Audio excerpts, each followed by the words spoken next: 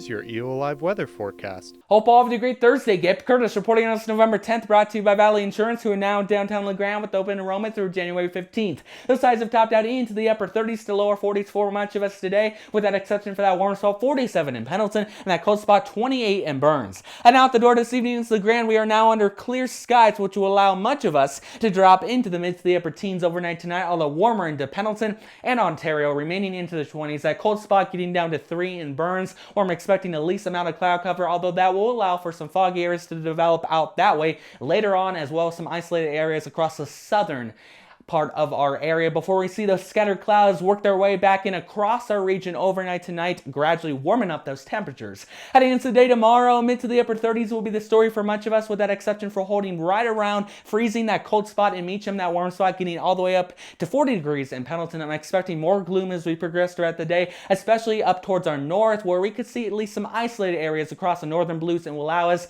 late day into the evening pick up a dusting of snow, although I can't completely rule out just a few isolated flurries up into the air across our south.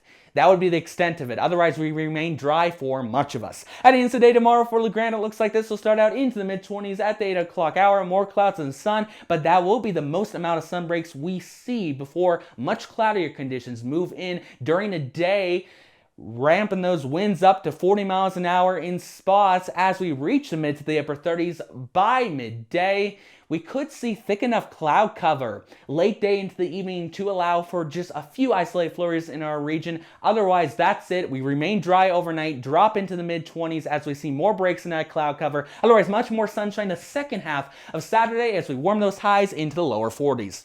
After we did my 7-day forecast, other than a slight chance for a few flurries later on Sunday, that forecast remains dry, sunnier, and warmer throughout the first half of next week, although those temperatures will still remain slightly below average. This has been Gabe Curtis, bringing the most accurate forecasting you can get here in Eastern Oregon. Thank you to the folks down at Valley Insurance for sponsoring this weathercast, and I will be back tomorrow.